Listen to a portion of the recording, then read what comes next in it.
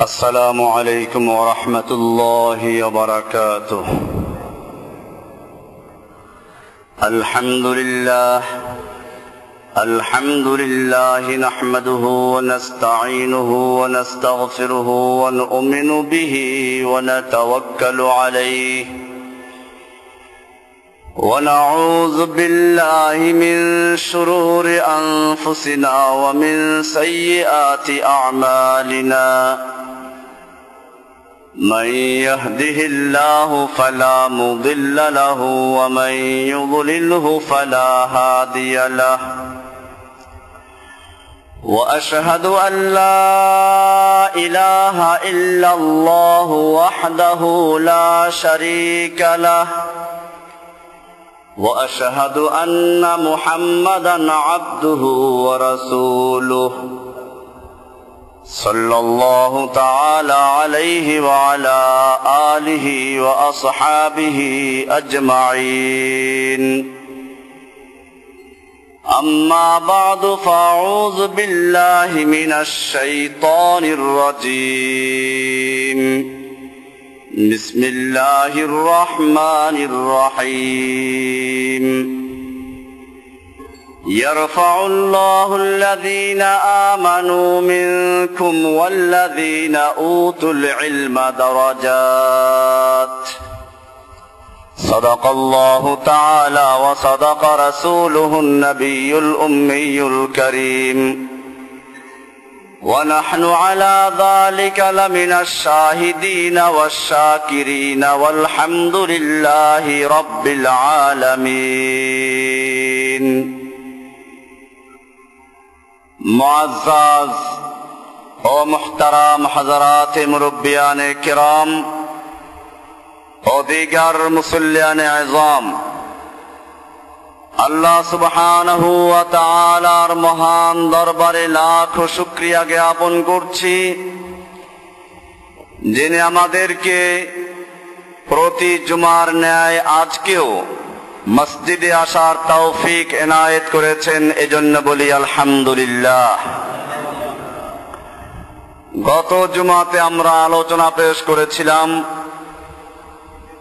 ইলমের ফজিলত, বিশেষ করে দ্বীনি জ্ঞান অর্জন করার মর্যাদা এবং আহলে ইলম যারা কোরআন এবং হাদিসের জ্ঞান অর্জন করেন তাদের কি মর্যাদা এ প্রসঙ্গে কুরআনুল কারীমে আল্লাহ সুবহানাহু ওয়া তাআলা ইরশাদ করেন, ইয়ারফাইল্লাহুল্লাযীনা আমানু মিনকুম ওয়াল্লাযীনা উতুল ইলমা দারাজাত।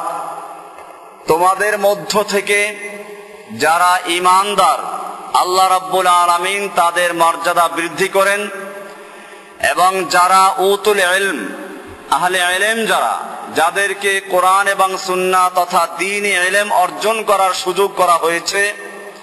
সুযোগ করে দেওয়া হয়েছে, আল্লাহ রাব্বুল আলামিন বলেন তাদের জন্য দারাজাত, অনেকগুলো স্তর রয়েছে।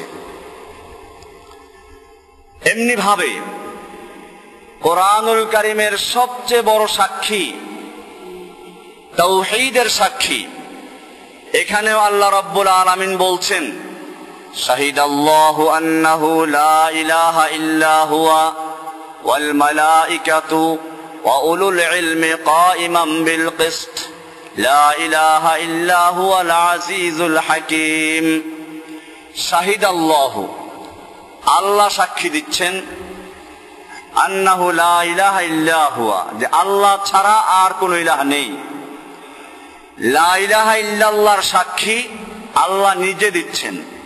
এরপরে বললেন ওয়াল মালাইকা, এবং ফেরেশতারা এই সাক্ষী দেয়।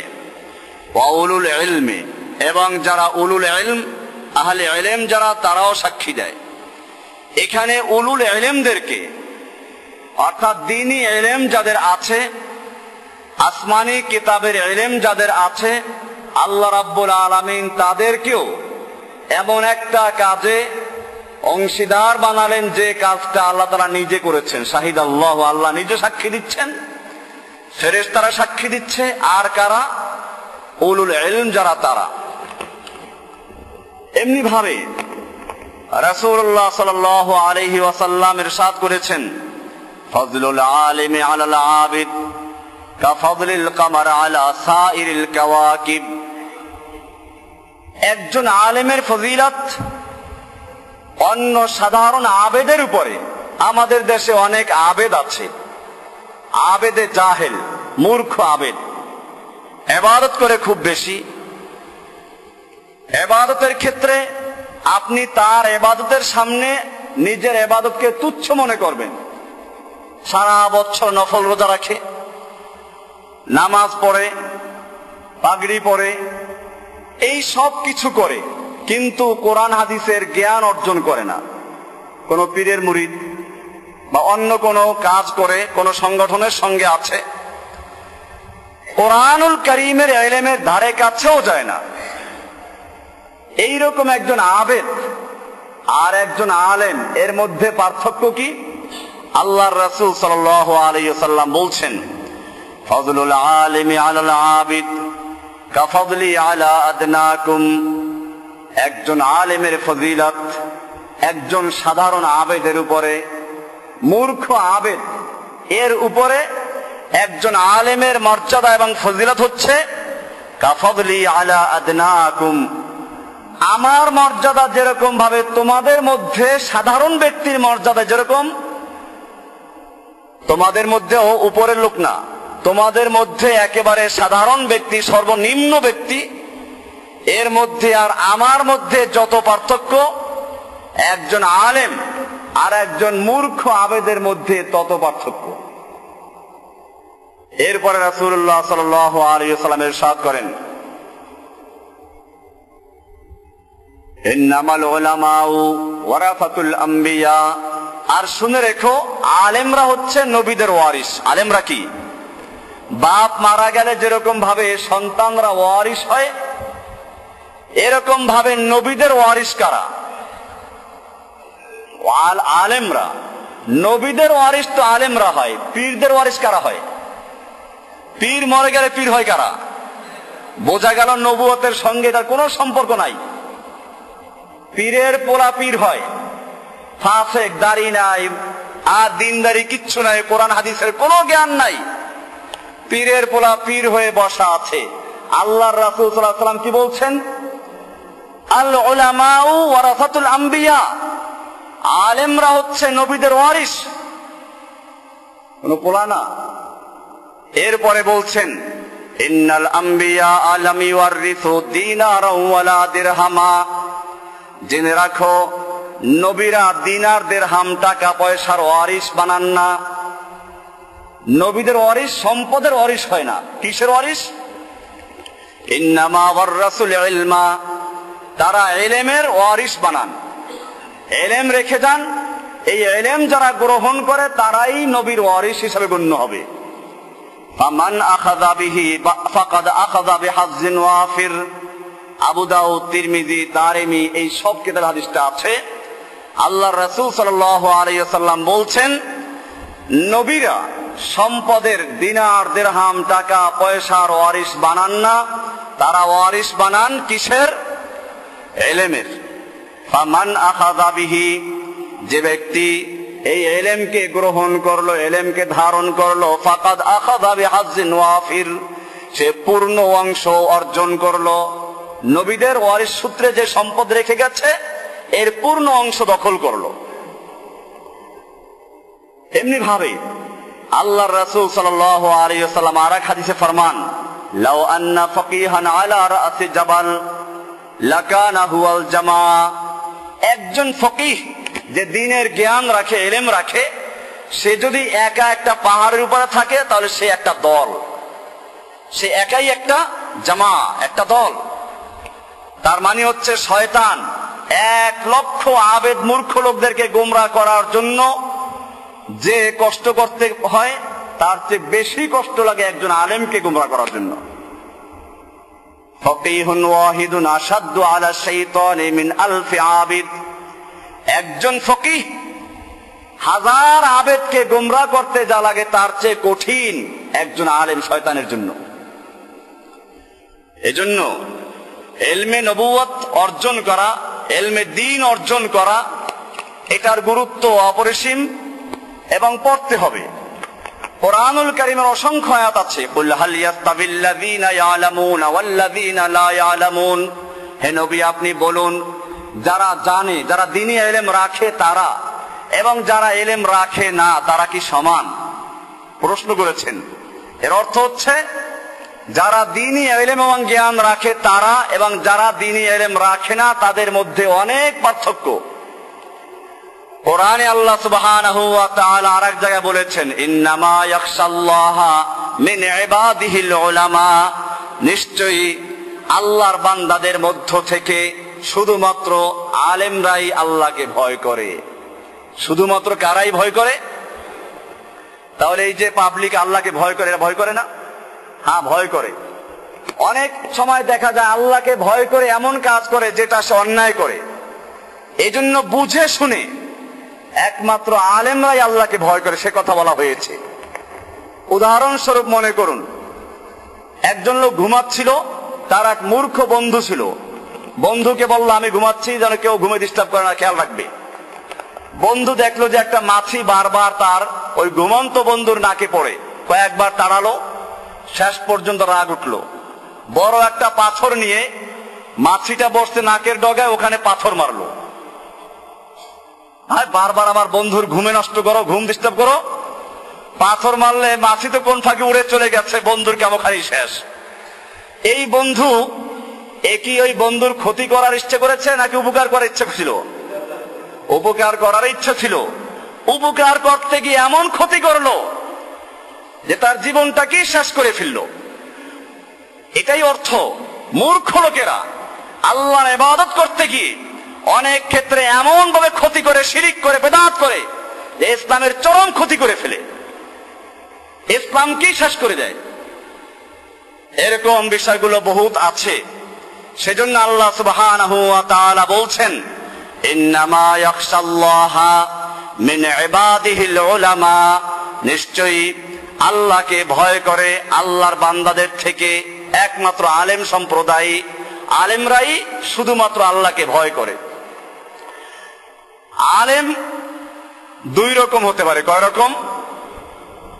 আমার আলোচনা পুরোটা বোঝার চেষ্টা করবেন। অনেকে আছে শেষে আসে, এখন যদি শুরুর অংশ কেউ না শুনে, এখন অংশ শুনে, তো সে মনে করবে আলেমদের বিরুদ্ধে বক্তব্য দিচ্ছে। অবশ্যই দিব, কারণ কোরআনুল কারীমে আল্লাহ সুবহানাহু ওয়া তাআলা এক শ্রেণীর আলেমদের সম্পর্কে মুখোশ উন্মোচন করে দিয়েছেন। উলামায়ে কেরামদের থেকে আলাদা অঙ্গীকার আদায় করেছেন। আল্লাহ রাব্বুল আলামিন সৃষ্টি করে এই পৃথিবীতে মানুষকে এমনি ছেড়ে দেন নাই। প্রথম একটা সম্মেলন করেছেন, আদমের যত সন্তান দুনিয়াতে আগমন করবে সমস্ত মানুষদেরকে নিয়ে। আলাস্তু বিরাব্বিকুম, বলো আমি তোমাদের রব নই কি? সেই মজলিসে দুনিয়ার সমস্ত মানুষ যা ইতিমধ্যে এসে গেছে, আসবে, আছে, সমস্ত মানুষকে আল্লাহ রাব্বুল আলামিন হাজির করেছেন। দ্বিতীয় নাম্বার, আর একটা সম্মেলন করেছেন শুধুমাত্র নবী রাসূলদেরকে নিয়ে। কোরআন বলছে, ওয়াইদ আখাযাল্লাহু মিসাকান নাবিয়্যিনা লামা আতাইতুকুম মিন কিতাবিন ওয়া হিকমা। নবী এবং রাসূলদের থেকে আল্লাহ রাব্বুল আলামিন স্বতন্ত্রভাবে একটা অঙ্গীকার নিয়েছেন যে আমি তোমাদের নবুয়ত দেব, রিসালাত দেব, এই শর্তে, সেগুলো আলোচনা আছে ওইখানে। তিন নাম্বার আর একটা সম্মেলন করেছেন, যেটা নিয়ে আজকে আলোচ্য বিষয়, উলামায়ে কেরামদেরকে নিয়ে আলোচনা করেছেন।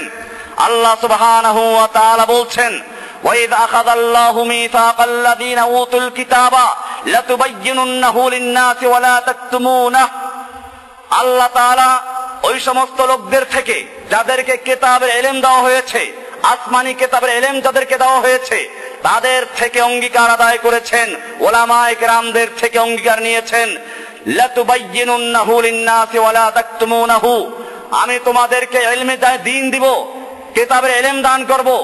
খবরদার, তোমাদের দায়িত্ব হচ্ছে লাতুবায়্যিনুন্নাহু লিন-নাসি, মানুষের জন্য তোমাদের স্পষ্ট বয়ান করতে হবে। ওয়ালা তাকতুমুনাহু, খবরদার তোমরা ইলমে দ্বীনকে, আমার আসমানি কিতাবকে গোপন করতে পারবে না। এই জন্য উলামায়ে কেরাম ওয়াদাবদ্ধ হক কথা বলার জন্য, সত্য কথা বলার জন্য। এখন যারা সত্য কথা না বলবে, গোপন করবে, তাদের সমালোচনা আল্লাহর রাসূল সাল্লাল্লাহু আলাইহি ওয়াসাল্লাম নিজে করেছেন। এজন্য বিষয়টা পরিষ্কার করা দরকার। কারণ একদিকে উলামায়ে কেরামদের মর্যাদা যা আলোচনা শুরুতে করেছি, আর একদিকে এই সুযোগ নিয়ে একদল ভণ্ড ফকির ইসলামের থেকে মানুষকে দূরে সরিয়ে দিচ্ছে। আল্লাহর রাসূল সাল্লাল্লাহু আলাইহি ওয়াসাল্লাম এই জাতীয় আলেমদের সম্পর্কে বলেছেন, মিশকাত আমার সামনে খোলা আছে, এই মিশকাত শরীফ যেটা আলিয়া কওমিয়া বাংলাদেশের সব মাদ্রাসায় পড়ানো হয়, একেবারে শুরুর দিকেই আল্লাহর রাসূল সাল্লাল্লাহু আলাইহি ওয়াসাল্লাম ইরশাদ করেছেন, আন আবি হুরায়রা রাদিয়াল্লাহু তাআলা আনহু قال قال رسول الله صلى الله عليه وسلم تعوذوا بالله من جب الحزن। আবু হুরায়রা রাদিয়াল্লাহু তাআলা আনহু থেকে বর্ণিত, তিনি বলেন যে রাসূলুল্লাহ সাল্লাল্লাহু আলাইহি ওয়াসাল্লাম বললেন, তাআওয়াযু বিল্লাহি মিন জুব্বিল হুজুন, তোমরা আল্লাহর কাছে জুব্বুল হুজুন থেকে পানাহ চাও, আশ্রয় চাও, মুক্তি চাও। কিসের থেকে? জুব্বুল হুজুন, এর থেকে পানাহ চাও। ক্বালু ইয়া রাসূলুল্লাহি ওয়া মা জুব্বুল হুজুন, সাহাবায়ে কেরাম বলেন, ইয়া রাসূলুল্লাহি জুব্বুল হুজুন কি জিনিস, কি এমন জিনিস এত ভয়াবহ যার থেকে মুক্তির জন্য আমাদেরকে আল্লাহর কাছে পানাহ চাইতে হবে? ক্বালা ওয়াদিন ফি জাহান্নাম, আল্লাহর হাবিব ফরমান, ওয়াদিন ফি জাহান্নাম, জুব্বুল হুজুন হচ্ছে জাহান্নামের একটা স্তর, একটা গর্ত। ওয়াদিন ফি জাহান্নাম, জাহান্নামের একটা গর্ত, জাহান্নামের একটা স্তর। কেমন স্তর?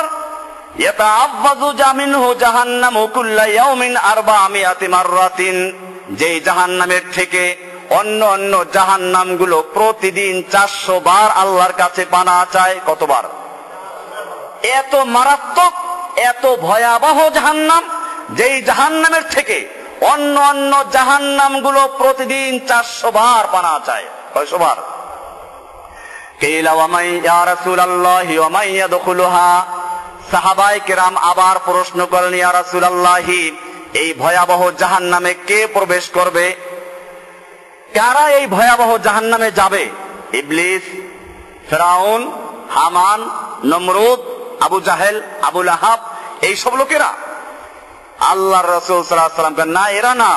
ক্বালা আল কুররাউল মুরাউনা বিআমালিহিম, ওই সমস্ত কুররা, কারি সাহেবরা, আলেম সাহেবরা, আল মুরাউনা বিআমালিহিম, যারা তাদের আমল করে মানুষকে দেখাবার জন্য, লোকদেরকে খুশি করাবার জন্য। মানুষ কেমনে মিলাদে টান দিলে খুশি হবে, কেমনে লম্বা একটা মুনাজাত ধরলে, মা বাবার জন্য দোয়া করলে খুশি হবে মুর্দারের নামে। আল কুররাউল মুরাউনা বিআমালিহিম, মিছিল করতে গিয়ে মিছিলের আগে কেমনে থাকা যাবে, লোকেরা দেখবে, পত্রিকায় ছবিটা আসবে। এই মিছিল আমরাও করেছি, কত ধাক্কা থাকে, ক্যামেরা দেখলে ধাক্কা মেরে একজনকে পিছনে দিয়ে সামনে উঠে যায়। আল কুররাউল মুরাউনা বিআমালিহিম, ওই সমস্ত কারি সাহেবরা, আলেম সাহেবরা, যারা মেয়ে লোকের হাতে মেকআপ করে টেলিভিশনে বক্তব্য দিতে যায়। মেকআপ করা কারি সাহেবকে কে? খবর রাখবেন, এদের রেডিও টেলিভিশনে যারা বক্তব্য দিতে যায়, আগে এদের টুপিটা কেমনে পরবে, রুমালটা কেমনে ভাঁজ করবে, মেয়ে লোকের তাদের সাদাই গুছিয়ে দেয়। আল কুররাউল মুরাউনা বিআমালিহিম ওয়া ফি রিওয়ায়াতিন আল্লাযীনা ইয়াজুরুনাল উমারা, ওই সমস্ত আলেমরা যারা আমির ওমারাদের সঙ্গে ঘুরঘুর করে, তাদের সঙ্গে দেখা করে। জাহেল, কোরআন এবং সুন্নাহ দিয়ে যারা রাষ্ট্র পরিচালনা করে না, এমন শাসকদের পিছনে যারা ঘুরঘুর করে। এটা মিশকাতের 38 নম্বর পৃষ্ঠার হাদিস পড়লাম। এখানে আরো হাদিস আছে অনেকগুলো। আল্লাহর রাসূল সাল্লাল্লাহু আলাইহি ওয়াসাল্লাম ইরশাদ করেন, عن ابن عباس رضي الله تعالى عنه قال قال رسول الله صلى الله عليه وسلم إن أناسا من أمتي سيتفقهون في الدين। আব্দুল্লাহ ইবনে আব্বাস রাদিয়াল্লাহু তাআলা আনহু থেকে বর্ণিত, তিনি বলেন রাসূলুল্লাহ সাল্লাল্লাহু আলাইহি ওয়াসাল্লাম ইরশাদ করেছেন, ইন্না উনাসাম মিন উম্মতি, নিশ্চয় আমার উম্মতের একদল মানুষ, সায়াতাফাক্কাহুনা ফিদ্দীন, তারা দ্বীনের ফিকহ জ্ঞান অর্জন করবে, দ্বীনি ইলম অর্জন করবে। ওয়া ইয়াকরাউনাল কুরআন, আর তারা কোরআনও পড়বে, সুন্দর সুমধুর কণ্ঠে কোরআনও পড়বে, সুন্দর করে কোরআন তেলাওয়াত করবে। ইয়াকুলুনা, তারা বলবে, নাতিল উমারা, আমরা আমিরদের কাছে যাই, শাসকদের কাছে যাই, ফানুসিবু মিন দুনিয়াহুম, আমরা তাদের দুনিয়ার কিছু ফায়দা অর্জন করি, পয়সা নেই, ওয়া নাতাজিলুহুম বিদীনিনা, আমরা দিন তাদের থেকে আলাদা রাখি। ওয়ালা ইয়াকুনু যালিকা, আল্লাহর রাসূল সাল্লাল্লাহু আলাইহি ওয়াসাল্লাম বলছেন এটা কখনো হতে পারে না। কারণ দুনিয়াদারদের সামনে তুমি ঘুরঘুর করবে, তাদের সঙ্গে মিশবে, আর তাদের কাছে নিজের দিন বিক্রি করবে না, এটা হতেই পারে না। কামা লা ইউজতানা মিনাল কাতাদ ইল্লা শাউক, যেমনি ভাবে কাঁটাদার গাছের থেকে ফল নেওয়া যায় না কাঁটার আঘাত খাওয়া ছাড়া। কাঁটার আঘাত খাওয়া ছাড়া কাঁটাদার গাছের থেকে যে কেউ ফল পাড়তে যায়, ফুল পড়তে যায়, তো কাঁটার আঘাত লাগে। এরকম ভাবে আল্লাহর রাসূল সাল্লাল্লাহু আলাইহি ওয়াসাল্লাম বলছেন, কামা লা ইউজতানা মিনাল কাতাদ ইল্লা শাউক, যেমনি ভাবে কাঁটাদার গাছের থেকে কাঁটার আঘাত খাওয়া ছাড়া ফল নেওয়া যায় না, কাযালিকা লা ইউজতানা মিন কুরবিহিম, এমনি ভাবে দুনিয়াদার শাসকদের কাছ থেকেও কিছু আদায় করা যাবে না কাঁটার আঘাত খাওয়া ছাড়া, পাপে লিপ্ত হওয়া ছাড়া। এইভাবে আল্লাহর রাসূল সাল্লাল্লাহু আলাইহি ওয়াসাল্লাম আরেক হাদিসে ইরশাদ করেছেন, লাউ আন্না আন আব্দুল্লাহ ইবনে মাসউদ রাদিয়াল্লাহু তাআলা আনহু قال লাউ আন্না আহলাল ইলমি সানুল ইলমা ওয়া ওয়াদাউহু ইনদা আহলিহি। আব্দুল্লাহ ইবনে মাসউদ রাদিয়াল্লাহু তাআলা আনহু থেকে বর্ণিত, তিনি বলেন যে রাসূলুল্লাহ সাল্লাল্লাহু আলাইহি ওয়াসাল্লাম ইরশাদ করেছেন, লাউ আন্না আহলাল ইলমি সানুল ইলমা, যদি আহলে ইলমরা ইলমকে হেফাজত করত, ওয়াদাউহু ইনদা আহলিহি, এবং ইলমকে যারা ইলমের যোগ্য তাদের কাছে রাখত, লাসাদু বিহি আহলা জামানিহিম, তাহলে এই ইলমের মাধ্যমে তারা তাদের সমকালীন লোকদের উপর নেতৃত্ব দিতে পারত। ওয়ালাকিন্নাহুম বাদালুহু লিআহলিদ দুনিয়া লিয়ানালু বিহি মিন দুনিয়াহুম, কিন্তু তারা নিজেদের ইলমকে ব্যয় করেছে দুনিয়াদারদের জন্য, লিয়ানালু বিহি মিন দুনিয়াহুম, তাদের দুনিয়ার সামান্য পয়সা অর্জন করার জন্য, সামান্য স্বার্থ উদ্ধার করার জন্য। ফাহানু আলাইহিম, সারাদিন মুর্দারের নামে খতম পড়ে, কি জন্য? কিছু পয়সা পাওয়া যাবে। এই জন্য যে লোকটা সারা জীবন নামাজ পড়ে না, মদখোর, সুদখোর, ঘুষখোর, দাওয়াত দিল মাশাআল্লাহ, গিয়ে সারাদিন খতম পড়লো, এরকম বিভিন্ন লাইনে আল্লাহর রাসূল সাল্লাল্লাহু আলাইহি ওয়াসাল্লাম বলছেন, ওয়ালাকিন্নাহুম বাদালুহু লিআহলিদ দুনিয়া, তারা সে ইলমকে ব্যয় করেছে দুনিয়াদারদের জন্য, লিয়ানালু বিহি মিন দুনিয়াহুম, তাদের দুনিয়ার সামান্য ফায়দা অর্জন করার জন্য। ফাহানু আলাইহিম, নিজেরা ওদের কাছে নিজেদেরকে অপমান করেছে।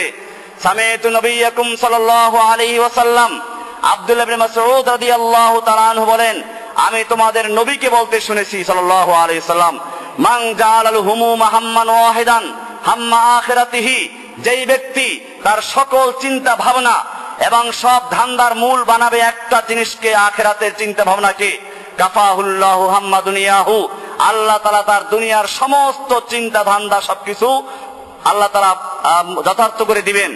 ওয়ামান তাশাআবাত বিহিল হুমুম ওয়া আহওয়ালুদ দুনিয়া, আর যে ব্যক্তির চিন্তা বহুমুখী হবে, একবার এই দরবার একবার ওই দরবার, বহুমুখী দরবারে ঘোরাঘুরি করবে, লাম ইউবালিল্লাহু ফি আইয়ি আউদিয়াতিহা হালাকা, আল্লাহ তাআলা পরোয়া করেন না সে কোন জায়গায় গিয়ে ধ্বংস হবে। রাওয়াহু ইবনে মাজাহ ওয়া রাওয়াহুল বাইহাকী ফি শাবিল ঈমান, মিশকাত 37 নম্বর পৃষ্ঠা থেকে বলা হলো। এরকম ভাবে আল্লাহর রাসূল সাল্লাল্লাহু আলাইহি ওয়াসাল্লাম পরিষ্কার করে দিয়েছেন যে যে সমস্ত আলেমরা দুনিয়াদারদের পিছনে তারা যাতে সন্তুষ্ট এরকম কথা বলবে, কোরআন এবং হাদিসের ইলমকে গোপন করবে, আল্লাহ রাব্বুল আলামিনও বলছেন এই সকল আলেমরা অঙ্গীকার ভঙ্গ করেছে, কারণ তাদের থেকে অঙ্গীকার নেওয়া হয়েছিল সূরা আলে ইমরানের 187 নম্বর আয়াতে, ওয়াইদ আখাযাল্লাহু মিসাকাল্লাযীনা উতুল কিতাব লাতুবায়্যিনুন্নাহু লিন-নাসি ওয়া লা তাকতুমুনাহু, তোমরা মানুষের সামনে সুস্পষ্ট ভাবে বয়ান করবে, খবরদার তোমরা এটাকে গোপন করবে না, আসমানি ইলমকে গোপন করবে না।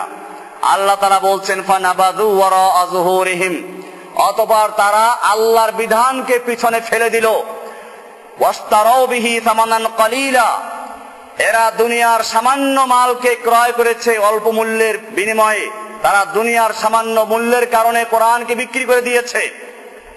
কোরআনকে তাবিজের বিনিময়ে, কোরআনকে মুর্দারের নামে খতমের বিনিময়ে তারা বিক্রি করে দিয়েছে। আল্লাহ তারা বলছেন ফাবিইসা মা ইয়াশতারুন, তারা যা ক্রয় করেছে কতই না খারাপ এগুলো। হযরত আলী রাদিয়াল্লাহু তাআলা আনহু এই জন্য আক্ষেপ করে বলতেন ফাসামা যহরি রাজুলানে, আমার পিঠের মেরুদণ্ড ভেঙে দিয়েছে দুই ধরনের মানুষেরা। আমার শক্তি, আমার মেরুদণ্ড দুই ধরনের লোকেরা ভেঙে দিয়েছে। আলিমুন মুতাহাক্কিকুন ওয়া জাহিল মুতানাসসিকুন, এক হচ্ছে আলেম যারা আল্লাহর দিন থেকে সরে গেছে, আর এক দল হচ্ছে ওই সমস্ত জাহেল যারা ইসলামের মধ্যে আবার বেশি বাড়াবাড়ি করে। জাহেল দেখা যায় যে মূর্খ, নিজের কোনো এলেম কালাম নেই, কোন পীরের তরিকের উপরে সে এত অটল, সে মানুষকে মনে করে এটা না করলে সে কাফের হয়ে গেছে। এরকম ভাবে ইসলামের মৌলিক অনেক বিষয় আছে যেই বিষয়গুলোর কোনো খবর নেই। দেখবেন যে মাশাআল্লাহ, সেদিন আমি একটা পিরোজপুরে একটা বাহাসে গিয়েছিলাম, অনেক লোকেরা এসেছিল বাহাস। সেখানে বাহাস হবে এই মুর্দারের নামে কোরআন খতম পড়া, 40 করা, মৃত্যুবার্ষিকী করে, এগুলো হারাম। আমাদের একজন লোক সেখানে আছেন যে এখান থেকে শুনেছেন, যে কারণে ওখানে ফতোয়া দিয়েছেন। কোরআন খুলে খুলে দেখাচ্ছে, মানে না। আমি বললাম যে আপনাদের মধ্যে বিতর্ক দেখা দিয়েছে, এবারে ফয়সালা কোত্থেকে নেবেন?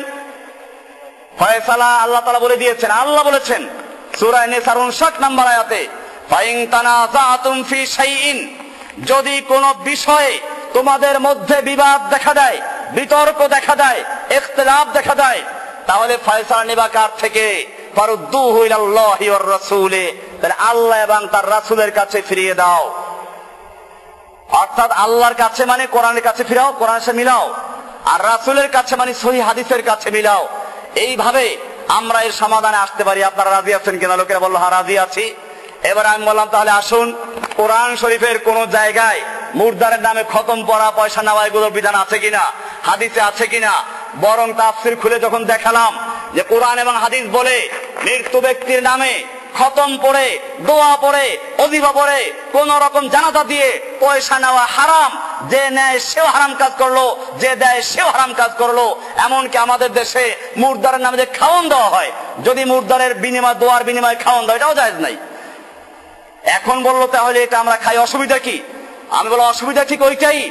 আপনি জোহরের নামাজ 4 রাকাত ফরজ পড়লেন, আসর 4 রাকাত ফরজ পড়লেন, এশা 4 রাকাত ফরজ পড়লেন, মাগরিব যদি 4 রাকাত পড়ে নামাজ হবে? লোকেরা বললো না হবে না। কেন হবে না?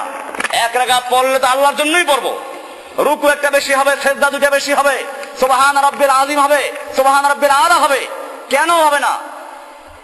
যে আল্লাহর রাসূল এটা করেন নাই, সাহাবীরা করেন নাই। আল্লাহ নবীর মৃত্যুর পরে কোনো খাওয়ান দেওয়া হয়েছিল নাকি? এই সমস্ত রসম এই খতম করতে ডাকা হয়। মানুষকে এত বলার পরও তারপরে ঘুরে ফিরে করবি, ঘুরাইবে ফিরাইবে, অসুবিধা কি? অসুবিধা আল্লাহর নবী এটা করেন নাই, সাহাবায়ে কেরাম করেন নাই। তুমি ইসলামের মধ্যে ইসলামের নামে একটা বেদাত চালু করেছো। এতে যারা আল্লাহর হুকুম থেকে দূরে সরে ফাসেক ফুজ্জার যারা, এই লোকগুলো এই কাজগুলো বেশি করে। কোন ইমাম সাহেব খতম পড়ায়, কোন ইমাম সাহেব বাসায় মিলাদ পড়ায়? যে ইমাম সাহেব মিলাদ খাইতে খাইতে পেটের ভুঁড়ি বেড়ে গেছে, ওই ইমাম সাহেব মিলাদ পড়ায় কোনোদিন? এই জন্য আমাদের মনে রাখতে হবে, এইভাবে আল্লাহ রাব্বুল আলামিন সবকিছুকে স্পষ্ট করে দিয়েছিলেন। এবারে ওলামায়ে সু তৈরি করার জন্য কারখানা হয়েছে। আপনারা জানেন আমেরিকা থেকে এখন নতুন করে কিছু গবেষণা হচ্ছে। আমেরিকার একটা গবেষণা প্রতিষ্ঠান আছে, এর নাম হচ্ছে র্যান্ড, RAND, র্যান্ড ইনস্টিটিউট। এটার 1600 কর্মী আছে, কর্মচারী আছে, যারা স্বেচ্ছায় সবসময় কাজ করে, কোনো পারিশ্রমিক ছাড়া। তারা তাদের খ্রিস্ট ধর্মকে, ইহুদিরা ইহুদি ধর্মকে প্রতিষ্ঠিত করার জন্য স্বেচ্ছায় কাজ করে। এরকম একদল মানুষ আছে, র্যান্ড এদের নাম, এরা একটা সংস্থা, র্যান্ড ইনস্টিটিউট। এটার থেকে তারা বর্তমান মুসলিম বিশ্বের উপর একটা রিপোর্ট তৈরি করেছে আমেরিকাকে পরামর্শ দেওয়ার জন্য। আমেরিকাকে তারা পরামর্শ দিচ্ছে। সেখান থেকে শেরিল বার্নার্ড একজন ইহুদি, সে বিয়ে করেছে একটা নামদারি মুসলিম, একসময় মুসলিম ছিল, মোরতাদ হয়ে গেছে। সেই মুসলিমকে বিয়ে করার পরে এরা ইসলামের সবকিছু জেনে এরপরে ইসলামের বিরুদ্ধে কি কি কাজ করা যায় এভাবে একটা রিপোর্ট তৈরি করে আমেরিকাকে দিল। এবং সেখানে যে রিপোর্টগুলো দেওয়া হয়েছে, সেখানে বলা হয়েছে, র্যান্ডের রিপোর্টে বলা হয়েছে অধিকাংশ মুসলিম বিশ্বে যে সংগ্রাম চলছে তা সত্যিকার অর্থে একটি মতাদর্শগত যুদ্ধ, মতাদর্শের যুদ্ধ। সব মুসলিম দেশ, পাকিস্তানে মনে যুদ্ধ চলছে, ইরাকে যুদ্ধ চলছে, আফগানিস্তানে যুদ্ধ চলছে। র্যান্ড এটা বুঝতে পেরেছে এই যুদ্ধ কোনো বংশ নিয়ে যুদ্ধ নয়, এই যুদ্ধ কোনো অর্থনৈতিক যুদ্ধ নয়, এটা হচ্ছে একটা মতাদর্শের যুদ্ধ। লেখা আছে অধিকাংশ মুসলিম বিশ্বে যে সংগ্রাম চলছে তা সত্যিকার অর্থে একটি মতাদর্শগত যুদ্ধ, আদর্শের যুদ্ধ। এর ফলাফল নির্ধারণ করবে মুসলিম বিশ্বের আগামী দিনের পথ নির্দেশনা। এই যুদ্ধে কারা বিজয় লাভ করে সেটাই দেখতে হবে আমাদেরকে। এর ফলাফলে যদি যারা মুজাহিদিন তারা বিজয় লাভ করে তাহলে সঠিক ইসলাম চলে আসবে, আর যদি অপরপক্ষ সরকার পক্ষ বিজয় লাভ করে তাহলে মনে রাখবা তোমাদের কোনো ভয় নেই, সেটাই বলা হচ্ছে। এর ফলাফলই নির্ধারণ করবে মুসলিম বিশ্বের আগামী দিনের পথ নির্দেশনা। এরপরে লিখেছে যুক্তরাষ্ট্র, এটা যুক্তরাষ্ট্রের প্রতিরক্ষা মন্ত্রণালয় থেকে চতুর্মাসিক যে রিপোর্ট বের হয় তাতে 2007 সালে বের করা হয়েছে, যুক্তরাষ্ট্র এমন এক যুদ্ধে জড়িত যা একই সাথে অস্ত্রের ও আদর্শের, যুক্তরাষ্ট্র এমন এক যুদ্ধে জড়িত যা একই সাথে অস্ত্রের এবং আদর্শের, অস্ত্রের যুদ্ধ চলছে, আদর্শের যুদ্ধ এটা। এই যুদ্ধের চূড়ান্ত বিজয় শুধুমাত্র তখনই অর্জিত হবে যখন চরমপন্থীদের আদর্শকে তাদের নিজেদের সমাজের জনগণ এবং সমর্থকদের চোখে কলঙ্কিত বা অখ্যাত করা যাবে। অর্থাৎ নিজেদের দেশে মুসলমানদের মধ্যেই এই আদর্শটাকে ঘৃণিত করতে হবে, এটাকে অপছন্দনীয় করতে হবে। এটাই তারা বলেছে এই যুদ্ধের চূড়ান্ত বিজয় শুধুমাত্র তখনই অর্জিত হবে যখন চরমপন্থীদের আদর্শকে তাদের নিজেদের সমাজের জনগণ এবং সমর্থকদের চোখে কলঙ্কিত অথবা অখ্যাত করা যাবে। সুতরাং আপনারাই বুঝতে পারছেন বর্তমানে তা অনেকটা সফল হয়েছে। এখন বর্তমানে কোরআনের অনেক আয়াতে যেখানে বিষয়, কতগুলো বিষয় আছে বললে আমি দেখেছি শুধু অন্য মসজিদ না আমাদের মসজিদেও আছে। জেহাদের নাম শুনলে এই এলাকার বহু দিনদার মুসল্লিরা তাদের চেহারা বাদ পড়ে যায়। বোঝা গেল আমেরিকা তাতে সফল হয়েছে কিনা।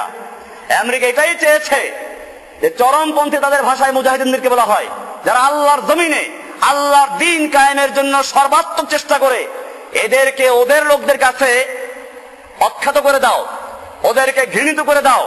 এটা ওদের চূড়ান্ত একটা, ওরা বলছে এই যুদ্ধের চূড়ান্ত বিজয় শুধুমাত্র তখনই অর্জিত হবে যখন চরমপন্থীদের আদর্শকে তাদের নিজেদের সমাজের জনগণ এবং সমর্থকদের চোখে কলঙ্কিত অথবা অখ্যাত করা যাবে। এরপরে তারা লিখেছে 9/11 এরপর লিখছে ইউএস নিউজ, এতে লিখেছে 9/11 আক্রমণের পরে বারবার ভুল পদক্ষেপ নেওয়ার পর আজ ওয়াশিংটন পাল্টা আক্রমণ চালিয়ে যাচ্ছে। স্নায়ু যুদ্ধ পরবর্তী সময়ের তুলনায় নজিরবিহীন এক রাজনৈতিক যুদ্ধের প্রচারণা শুরু করেছে যুক্তরাষ্ট্রের সরকার।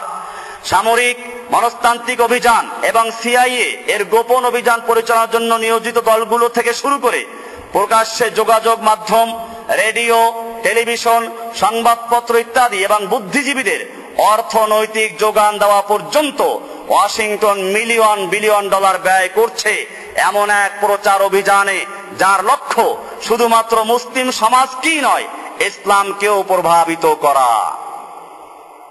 বুঝতে পেরেছেন? তারা সাংবাদিকদেরকে, লেখকদেরকে, রেডিও, টেলিভিশন এরকম ভাবে বিভিন্ন ইস্যে সিআইএ গোপন ভাবে এদেরকে সাহায্য করছে। কিসের জন্য? শুধু মুসলিমদেরকে প্রভাবিত করার জন্য না, ইসলামকে প্রভাবিত করার জন্য। আপনাকে সন্দেহ ঢুকে দেবে ইসলামে কোরআনে জিহাদ আছে। জিহাদ মানে ওরা শিখাইবে মানুষকে মারো। জিহাদ কি খালি মানুষকে মারা নাকি? এইগুলো শিখিয়ে শিখিয়ে মুসলিমদের মধ্যে কোরআনের উপরে বিদ্বেষ সৃষ্টি করে দেওয়া, যে সমস্ত ওলামায়ে কেরাম এবং যে সমস্ত মুসলিমরা হক কথা বলে তাদেরকে কলঙ্কিত করে দেওয়া, তাদেরকে সমাজে হেয় করা। এজন্য একদল টুপিওয়ালা, দাড়িওয়ালা, একদল বুড়া মানুষ আলেমদেরকেও তৈরি করা হচ্ছে যাতে করে তাদের কথাগুলো মানুষের কাছে গ্রহণযোগ্য হয়। এরপরে লিখছে কি শুনুন, যুক্তরাষ্ট্র ইসলামকেই পরিবর্তন করতে চাচ্ছে, ইসলামকেই পরিবর্তন করতে চাচ্ছে। তারা চাচ্ছে এমন এক ইসলাম যে ইসলাম মডারেট ইসলাম। কি ইসলাম? তাদের ভাষায়। এরপরে লিখেছে ওয়াশিংটন গোপন ভাবে কমপক্ষে 24টি দেশে অনুদান প্রদান করেছে রেডিও এবং টেলিভিশনে ইসলামী অনুষ্ঠান প্রচারের জন্য। কিসের জন্য?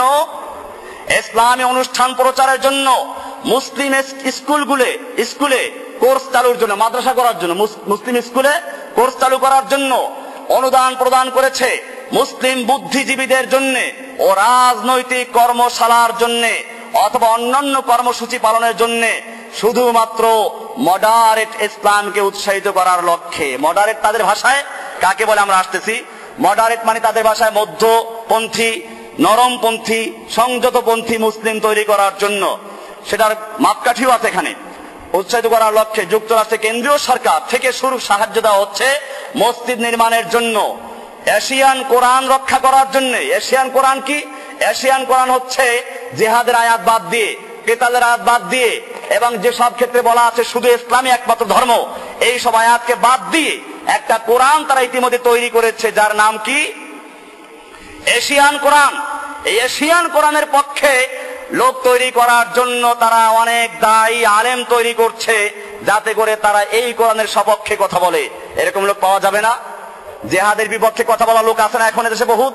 ইসলামের দাওয়াতের কাজ করে। জেহাদের নাম শুনলে বুশের মাথায় 3টে ভাঁজ পড়তো, আর এদের মাথায় 10টা ভাঁজ পড়ে। এরকম লোক আমাদের সমাজে আছে। এজন্য এখানে পরিষ্কার বলছে মডারেট ইসলাম মুসলিম তৈরি করার জন্য আমেরিকা এরকম মিলিয়ন বিলিয়ন 24টা দেশে তারা এখানে স্বীকার করেছে, 24টা দেশে তারা এই কাজ করছে। প্রেসিডেন্ট বুশ ইসলামের পক্ষে বক্তব্য দেয় নাই? 2002 সালের সে এক ভাষণে বলেছে ইসলাম এমন একটি ধর্ম যা বিশ্ব জুড়ে বিলিয়ন মানুষের মনে প্রশান্তি এনেছে এবং প্রত্যেক জাতির মধ্যে ভ্রাতৃত্বের বন্ধন সৃষ্টি করেছে। ইহা এমন একটি ধর্ম যা ভালোবাসার উপর প্রতিষ্ঠিত, ঘৃণার উপর নয়। কথা ঠিক, বুশের ভাষণ এটা। 2002 সালের এক ভাষণে সে বলেছে এটা। এই ভাষণের রেকর্ড আমার কাছে আছে, রেকর্ড থেকে এগুলো অনুবাদ করা। সেখানে বলেছে যে ইসলাম এমন একটি ধর্ম যা বিশ্ব জুড়ে বিলিয়ন মানুষের মনে প্রশান্তি এনেছে এবং প্রত্যেক জাতির মধ্যে ভ্রাতৃত্বের বন্ধন সৃষ্টি করেছে।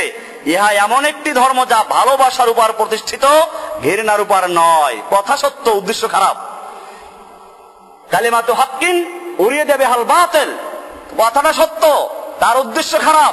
উদ্দেশ্য হচ্ছে এর দ্বারা ওই যে মডারেট মুসলিমদেরকে উৎসাহিত করা, অপরদিকে যারা মুজাহিদিন যারা জিহাদ করছে এদেরকে ইঙ্গিত করা যে ওরা ঘৃণা সৃষ্টি করছে, কারণ ওরা এদের বিরুদ্ধে লড়াই করছে, কেন ওরা মেরে যাবে আর মুসলমানরা চুপ করে মার খেয়ে যাবে, এটাই ওদের টার্গেট।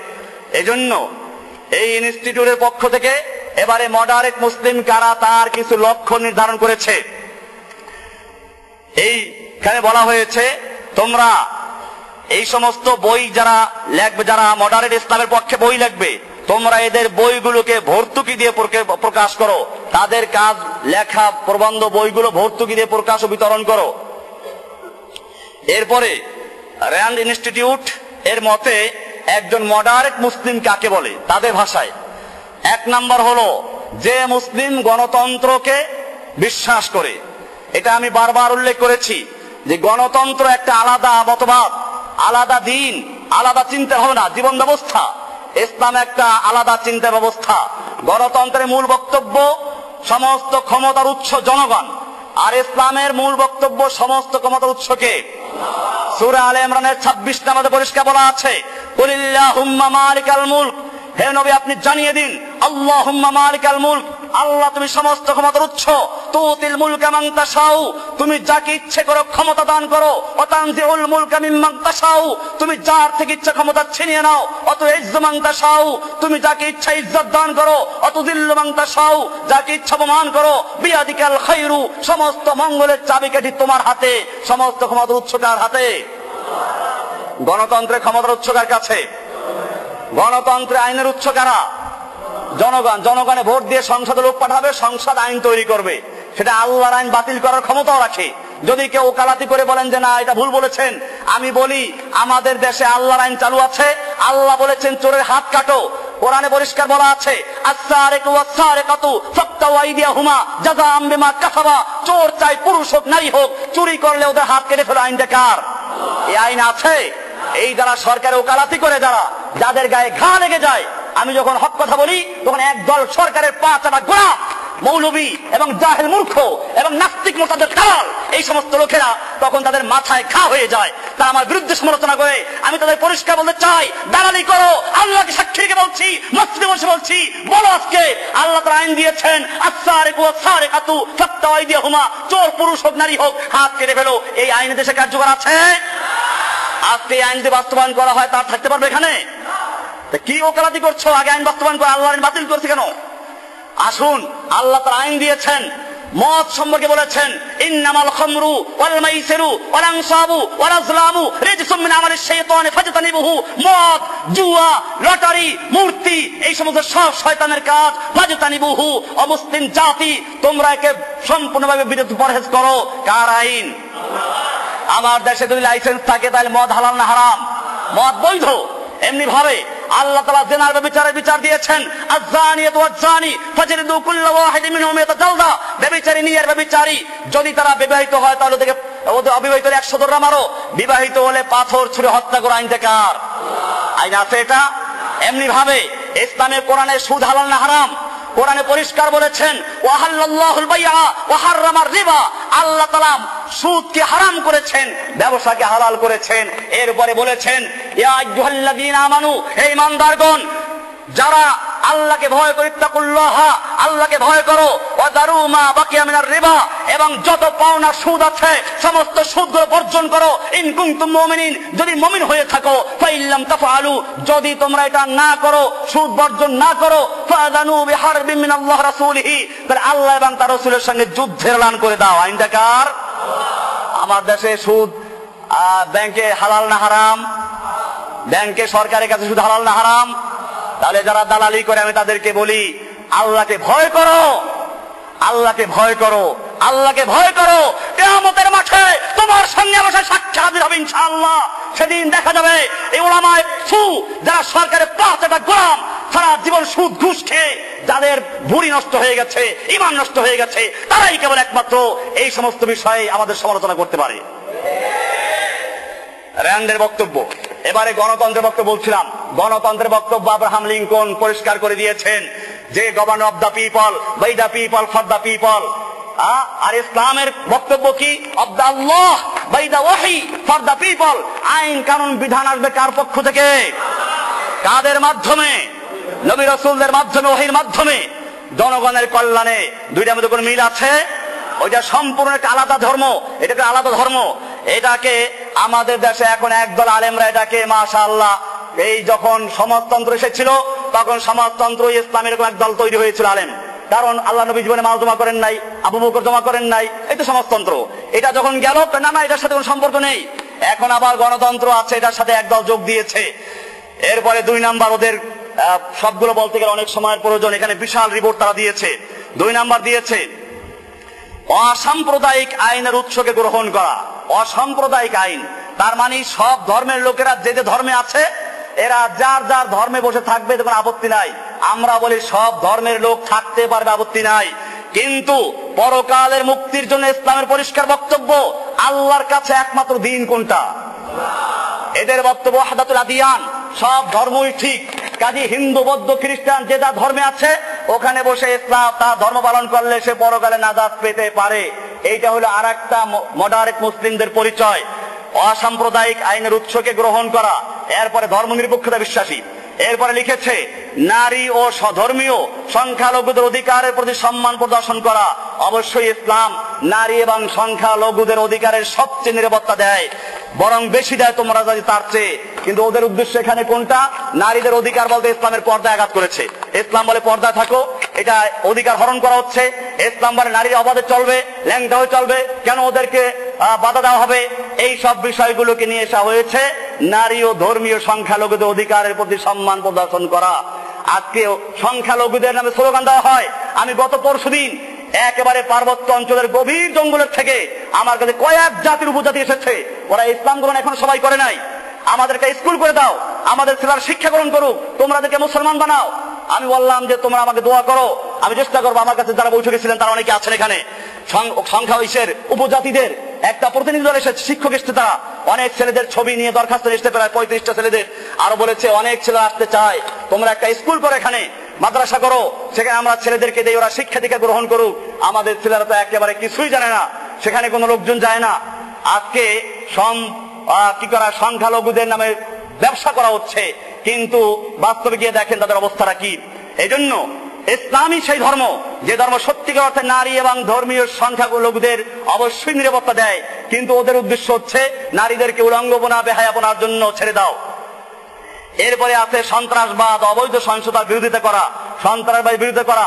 সন্ত্রাসবাদ বলতে ওরা আফগানিস্তানে মারবে, ফিলিস্তিনে মারবে, মুসলমানদেরকে আবার দখল করে নিবে, এতে কোনো অসুবিধা নেই, আর তোমরা চুপচাপ বসে থাকো। যদি কেউ বিরোধিতা করে সে হলো সন্ত্রাসবাদ, এটা বিরুদ্ধে করতে হবে এদের ভাষায়।